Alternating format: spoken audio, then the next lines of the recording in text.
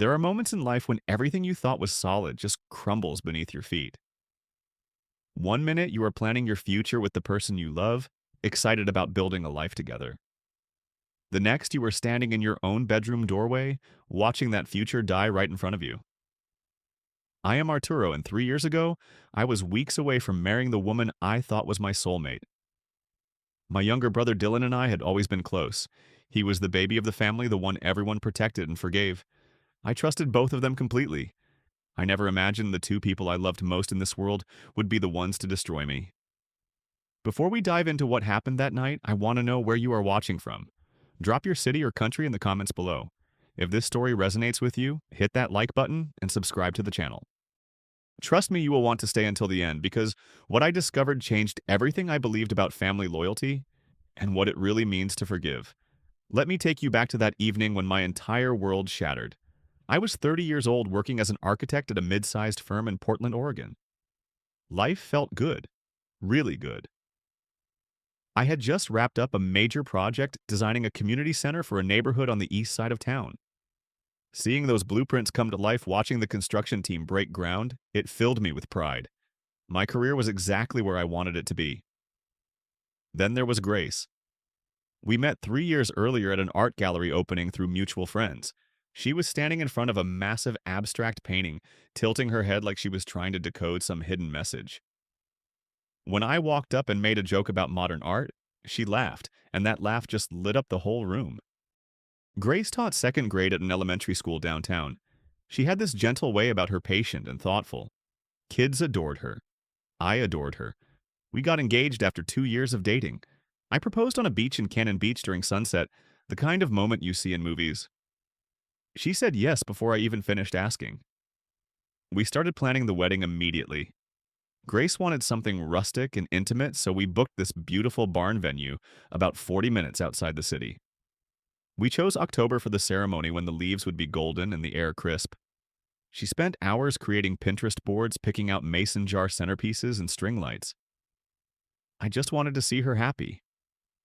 Most evenings, Grace would cook dinner while I worked late. I would come home to the smell of garlic and herbs, her humming along to some playlist in the kitchen. We talked about having 2 kids someday, maybe a dog. Simple dreams, but they felt perfect.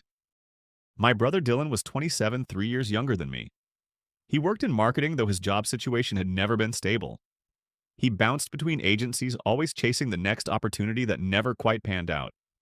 Last year, when he got laid off, I helped him out financially, covering his rent for a few months, until he landed something new. That is what brothers do. Right? You show up for each other. Growing up, I always looked out for Dylan. When he got picked on in middle school, I stepped in. When he struggled with math homework, I tutored him. Our parents, Robert and Linda, lived about 10 miles away in the suburbs. Every Sunday, we would gather at their place for dinner. Mom would make pot roast, and Dad would complain about his golf game. It was routine, comfortable, the kind of family closeness I always appreciated. But about 2 months before the wedding, things started feeling off. Grace became distant. She would check her phone, constantly angling the screen away whenever I walked by. One evening, she mentioned grabbing coffee with a friend from work, but later that week, I drove past a bar across town and saw her car parked outside. When I asked her about it, she got defensive, said she changed plans last minute and forgot to text me. Dylan started showing up at our apartment more often, usually when I was at work. He claimed he was helping Grace with wedding preparations, picking out decorations, or organizing seating charts. It seemed thoughtful at first. Grace would mention how sweet Dylan was being, how much time he spent making sure everything was perfect. I felt grateful. Then one night, I saw a text notification pop up on Grace's phone while she was in the shower. It was from Dylan. The message read, "Miss you already." My stomach twisted. When Grace came out, I asked her about it. She did not even hesitate. She said Dylan was going through a rough time after breaking up with his girlfriend and was feeling lonely. The text was just brotherly affection, nothing more. I believed her. I wanted to believe her. My best friend Marcus noticed something was wrong before I did. We grabbed beers one Thursday after work, and he looked at me across the table and said, "Man, something feels off. You sure everything is okay?" I brushed him off, defended both Grace and Dylan. I told Marcus he was reading too much into things, that wedding stress was making everyone act weird. He nodded but did not look convinced. Then came that Thursday night. I had a client meeting scheduled for 6 in the evening, but the client called an hour beforehand and canceled. Some emergency on their end. Instead of staying late at the office, I decided to head home early. It was around 7 when I pulled into the parking lot of our apartment building. The sky had already darkened, streetlights flickering on one by one. Dylan's car was parked right out front. I remember seeing it and thinking he must be helping Grace choose flowers. They had talked about finalizing the bouquet arrangements that morning. I grabbed my messenger bag from the passenger seat and headed upstairs to our third-floor unit. The front door was unlocked. I pushed it open and stepped inside. The living room was quiet, but I could see light spilling out from under the bedroom door. I assumed they were looking at wedding samples or something. I walked down the hallway, my footsteps muffled by the carpet. Then I heard a noise, a sound that made my blood run cold. I reached for the bedroom door handle, my hand shaking slightly. I turned it and pushed the door open. Grace and Dylan were in bed together, tangled in sheets, in my bed. In the bed I shared with my fiancée. Time stopped. My brain could not process what my eyes were seeing. It felt like the floor was collapsing beneath me, like I was falling through space with nothing to grab onto. They both froze. Grace gasped, pulling the blanket up to cover herself. Dylan sat up, his face drained of color. For a few seconds, nobody spoke. The silence was deafening. Finally, Grace choked out, "Arturo, wait, I can explain." I just stood there. I could not move, could not speak. My legs felt like concrete. Dylan scrambled to pull the sheet around his waist. Grace started crying, these big, panicked sobs that filled the room. But I still could not say anything. My mind was screaming, but no words came out. Then somehow I managed to ask the only question that mattered. "How long?"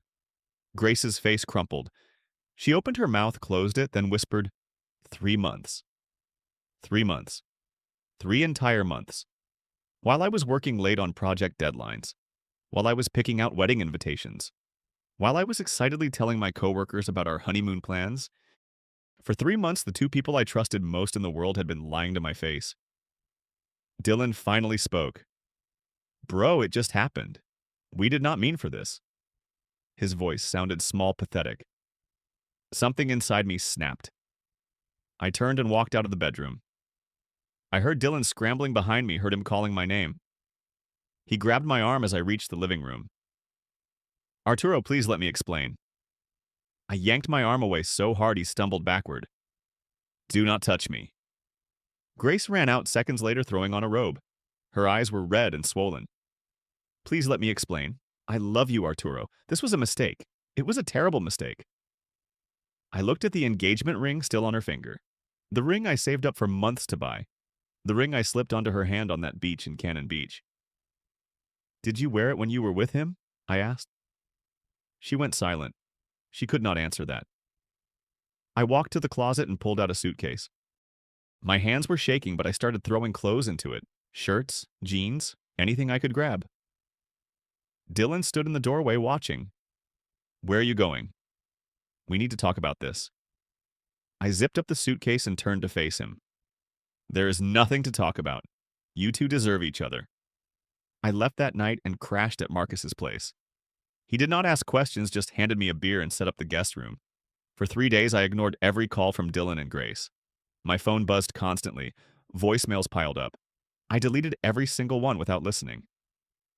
On the 3rd day, my mom called. Her voice was gentle but firm. "Dylan told us everything. We need to talk as a family." I drove to my parents' house that evening, dreading every second. When I walked in, everyone was already there. Mom, Dad, Dylan, even Grace. They were sitting around the dining table like this was some kind of intervention. My mom reached across and took my hand. "I know you are hurt, but Dylan and Grace made a mistake. They are sorry." My dad nodded. "Your brother needs you now more than ever." I pulled my hand back. What about what I need? What about what they did to me? That is when my mom dropped the bomb. "Grace is pregnant, Arturo." The words hit me like a freight train. I could not breathe. Everything around me started spinning. I looked at Grace, then at Dylan, then back at my mom. "Is it mine or his?" The silence that followed was unbearable. Nobody wanted to answer. Then Dylan spoke up from across the table. "It is mine." We found out last week. Grace stood behind him, her hand resting on his shoulder. Her eyes were puffy, her face pale. She looked broken, but I did not care anymore. My mom continued, her voice pleading. This baby needs a family. We need to come together. My dad leaned forward. You need to forgive them, son, for the baby's sake. I could not believe what I was hearing. My own parents were asking me to swallow my pain, to bury my anger, to pretend like everything was fine. Not because they cared about how I felt, but because it was convenient for everyone else. Dylan is still your brother, my mom said softly. Grace made a mistake, but she is carrying your niece or nephew. We do not abandon family. I looked around the table. Nobody was asking if I was okay. Nobody was acknowledging the betrayal, the lies, the months of deception. They just wanted me to move on so they could stop feeling uncomfortable. They abandoned me when they slept together behind my back for 3 months. I said, my voice steady now. Grace started crying again. I never wanted to hurt you. I still care about you. Dylan leaned forward. Bro, I know I messed up, but we can work through this. We always do. Then my mom said something that made my stomach turn. Maybe you and Grace can still work things out. The baby could still have your last name. I stared at her, unable to process what she just suggested. My dad chimed in. Or you could step back, let Dylan and Grace be together, and still be part of this family. You just need to be the bigger person here. I stood up. My chair scraped loudly against the floor. So my options are take back my cheating fiancée or watch my brother raise a family with her and pretend everything is fine? Dylan's face hardened. We are asking you to be the bigger person here. I looked at my little brother, the kid I protected my whole life. You took everything from me and now you want my blessing. Grace's voice broke. Please, Arturo, do not make this harder than it already is. That was it. That was the moment I realized they were never going to understand. I am making this hard. You two had an affair for 3 months while I was planning our wedding, and I am the one making this difficult. My mom's expression shifted to concern, but not for me. For the neighbors. Lower your voice, the neighbors might hear. That is when it clicked. They cared more about appearances than they cared about me. I left my parents' house that night and never looked back. At Marcus's apartment, I sat down and wrote a long email to my entire family. I explained that I could not forgive the betrayal. Not because I hated them, but because I respected myself too much to accept being treated that way. I wrote, you are asking me to forgive them for the baby, but nobody asked them to think about me before they created this situation. The next morning, I emailed every wedding guest. I kept it simple. Due to unforeseen circumstances, the wedding will not take place. Thank you for your understanding. I did not explain. I did not point fingers. I just canceled it. Then I called the barn venue. I lost the deposit, but I did not care. I contacted the landlord for the apartment Grace and I shared and had my name removed from the lease. Within 1 day, I arranged to move all my remaining belongings out. Marcus helped me pack everything into a storage unit. The hardest part was cutting off contact. I blocked Dylan's number, then Grace's, then my parents'. In the first week, my mom showed up at my office. She found me in the parking lot as I was leaving for the day. You are throwing away your family over one mistake, she said, tears streaming down her face. I stopped and turned to her. It was not one mistake. It was 3 months of lies. Every day they chose to deceive me, and you choosing them over me was your mistake. I am not choosing anyone, she insisted. I am trying to keep this family together. A family that asked me to swallow my pain for their convenience is not a family I want to be part of. She cried harder, and part of me wanted to comfort her, but I could not. I walked to my car and drove away. Dylan sent me a long email a week later. He apologized repeatedly and asked if we could meet for coffee. I deleted it without responding. Grace created a new phone number and texted me. I know I do not deserve your forgiveness, but I hope one day you will understand. I blocked that number too. Marcus asked me one night over takeout, you sure about this man that is your whole family? I looked at him. They stopped being my family when they cared more about their comfort than my dignity. 2 months later, I got a job offer from a firm in Seattle. It was a senior architect position with better pay and more responsibility. I had applied months ago back when Grace and I were still together, but I never thought I would actually take it if offered. Now it felt like a lifeline. I accepted immediately. Within 3 weeks, I moved to Seattle. I found a small one-bedroom apartment with a view of Puget Sound. The city felt like a fresh start, a place where nobody knew my story. At work, I threw myself into projects. I stayed late, refined designs, collaborated with engineers. It kept my mind busy. I started going to the gym every morning before work, lifting weights, running on the treadmill, pushing my body until it ached. It helped. I joined a local running club and met new people. One guy, Joel, invited me to go hiking one weekend. We climbed up to Rattlesnake Ledge and stood at the top, looking out over the valley below. For the first time in months, I felt something close to peace. I also discovered photography. I bought a decent camera and started spending Saturday evenings driving out to different spots around Seattle, capturing sunsets, city skylines, the mountains in the distance. It became meditative, a way to process everything without words. Marcus flew up to visit about 4 months after I moved. We grabbed dinner at a seafood place near Pike Place Market. He looked at me across the table and said, "You look different, man, lighter." I realized he was right. I had not thought about Grace or Dylan in weeks. The anger had faded, replaced by something calmer. Not happiness, but contentment. 6 months after moving to Seattle, Marcus forwarded me an email from my mom. She had sent him a photo because I blocked her. In the picture, Dylan held a baby while Grace stood beside him smiling. My parents stood behind them, beaming. The subject line read, "Your nephew." I stared at that photo for a long time. Part of me felt sad. Sad for what could have been sad for the family I used to have. But I did not regret leaving. I deleted the email and went back to editing photos from my latest shoot.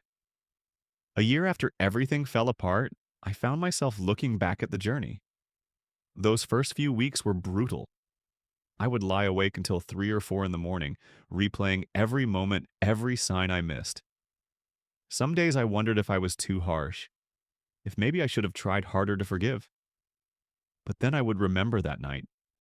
I would remember standing in that doorway watching my life implode. I would remember my family asking me to accept betrayal for their convenience. And I knew I made the right choice. Leaving was not about hatred. It was about self-respect. It was about refusing to let people treat me like my feelings did not matter. I learned to take care of myself in ways I never had before.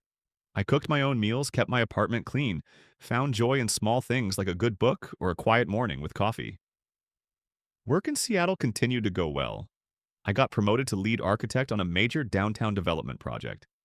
It was the kind of opportunity I dreamed about when I first started in this field. My boss pulled me aside one afternoon and told me my designs were some of the best the firm had seen in years. One Saturday, I went to an art gallery opening in Capitol Hill.